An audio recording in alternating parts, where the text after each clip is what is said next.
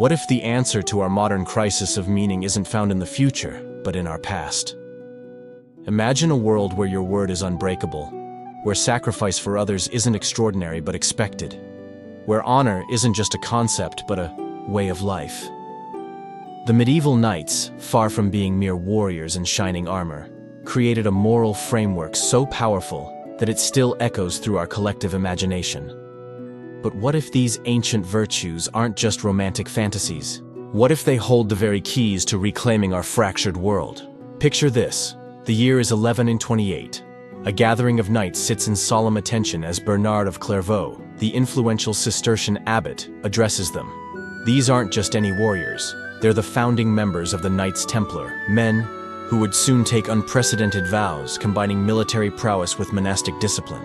The knight who protects his soul with the armor of faith, Bernard declares, truly fights without fear and is defended on all sides.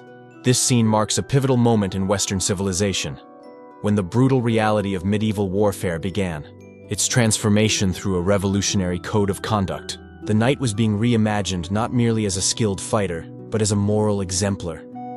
You've likely encountered knights in countless films and stories, valiant heroes rescuing damsels, defending the weak, and living by a code of honor. But the historical reality was far more complex and profound. The chivalric code wasn't just about combat etiquette. It was a comprehensive moral framework designed to harness the warrior's strength for higher purposes.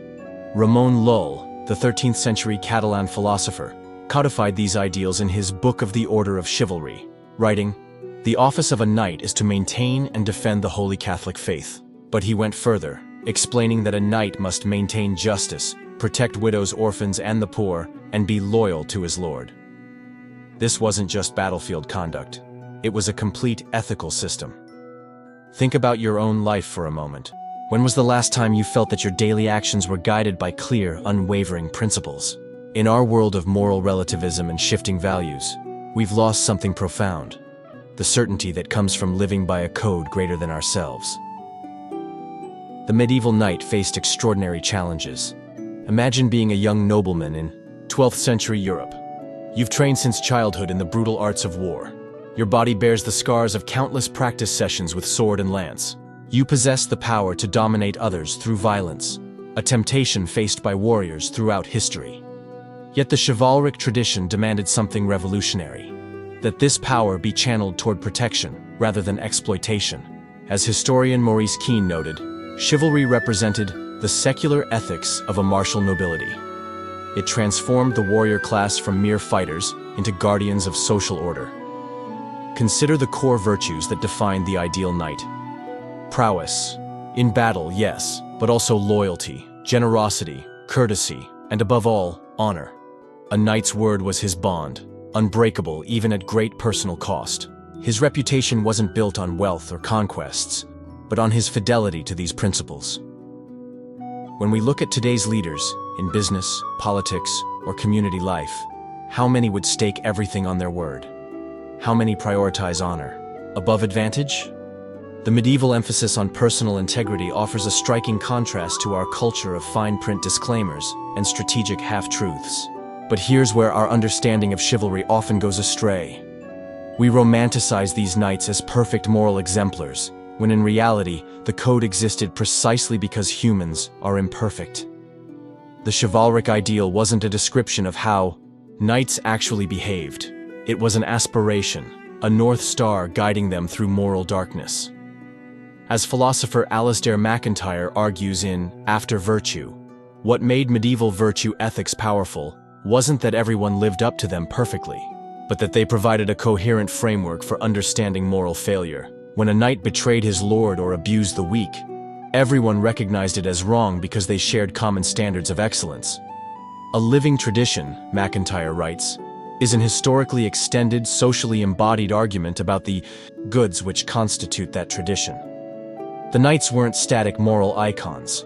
They were participants in an ongoing conversation about what constitutes the good life. This reveals something profound about our modern predicament. Our crisis isn't just that we behave badly. It's that we've lost the shared language to even discuss what good means. We've abandoned the concept of virtue itself. Charles Taylor, in his monumental work, Sources of the Self, explains how modern identity has become detached from external moral frameworks. For most of human history, he notes, the good life was defined in terms of higher standards, or goods that were seen as having authority over our desires. Today, authenticity means following your desires, not transcending them. The revolutionary insight here is that the knights weren't just following rules. They were engaged in practices that developed internal goods. A knight didn't keep his word merely because breaking it would bring punishment, but because fidelity itself was understood as constitutive of excellence. Honor wasn't just about reputation. It was about becoming a certain kind of person. Remy Brague, the French philosopher, points to another dimension we've forgotten. The medieval mind understood human excellence as participation in a cosmic order. The knight, Brague explains, saw himself as maintaining on earth the same order that God maintained in heaven. This vertical dimension gave coherence to horizontal human relationships. What if our modern emptiness stems not from too many moral constraints, but too few? What if freedom isn't the absence of commitment, but the capacity to bind yourself to worthy ideals? The knights understood something we've forgotten, that humans flourish not through unlimited choice, but through disciplined devotion to excellence. So how might we reclaim these ancient virtues in our modern lives? Not by donning armor or speaking in archaic phrases, but by rediscovering the power of moral commitment. First, recognize and embrace the universal code of honor that transcends time and personal preference. The knight didn't invent his principles. He discovered and submitted to truths greater than himself. In our relativistic age, we've forgotten that virtues like courage, justice, and fidelity aren't subjective constructs, but objective goods that make human flourishing possible. Take time to study and reflect on these timeless principles, not to customize them to your preferences, but to align your life with their enduring truth. Second, practice the lost art of loyalty.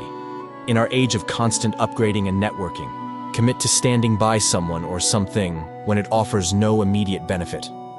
The knights understood that character is revealed not in how you treat the powerful, but in how you honor obligations to those who cannot repay you. What's often overlooked is how the medieval knight's virtues were anchored in something beyond himself. His commitment wasn't merely personal preference, it was tethered to transcendent principles. As Ramon Llull wrote, the knight's purpose was to maintain the world in justice.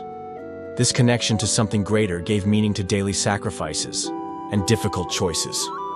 We cannot speak honestly of chivalry without acknowledging the spiritual foundation that animated it.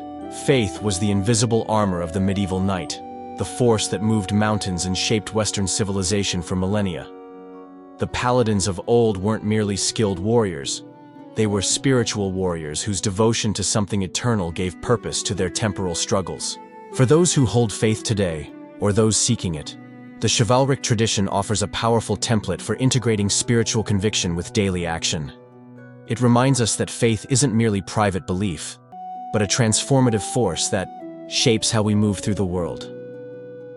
Consider what might serve as your transcendent anchor today. For the knights, faith provided a cosmic framework that made sense of their earthly duties. You needn't adopt their specific beliefs, but recognize that without acknowledging higher truths that stand above our opinions and desires, our moral lives become arbitrary and fragile. The knights didn't ask, "What code shall I create?" but, rather, "How can I better serve the truth that already exists?" Bernard of Clairvaux wrote that the true knight fights for honor alone, not for hatred, nor for vainglory. What cause greater than yourself might you serve today? Where might you sacrifice comfort for principle?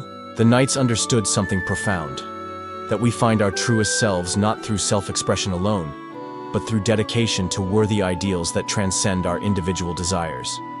For those wanting to explore this rich tradition further, immerse yourself in the classics of chivalric literature.